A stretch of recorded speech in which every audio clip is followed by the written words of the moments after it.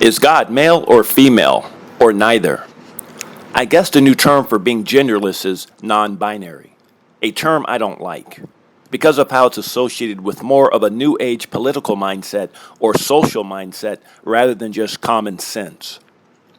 Me personally, I've thought about this a decade or more ago before it was trendy by some to do so. I mean, if God is a spirit, then why would God need a gender when in spirit form? What good does a sinning serve to a God who creates life out of voice command?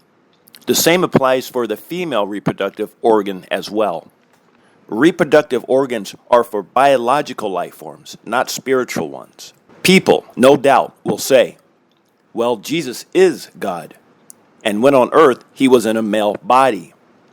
That's true on the surface, but it's not exactly like anyone ever, well, looked. And also, even if so, doesn't mean that when Jesus returned to the spiritual realm, he kept that same biological body.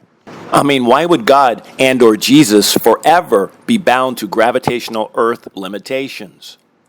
To me, if a divine God has or needs a gender and its parts, then there or it isn't divine, but rather just another life form that created us and not a spirit. Humans love to shrink the divine down to our size. Then make it us, our culture, our biases, our ideas, and then inflate it back up to the size of whatever God we create in our own mind. And finally, the sun is a star, a very large, very powerful star, and it gives off light, energy, and is the source of life on earth. But I'd never then turn around and apply a gender to the sun. For me, the same applies to God. For either God is spirit and beyond flesh, or God is simply one of us who we or those in the past elevated to be a God. Now, of course, Greek gods have genders, but that's mythology.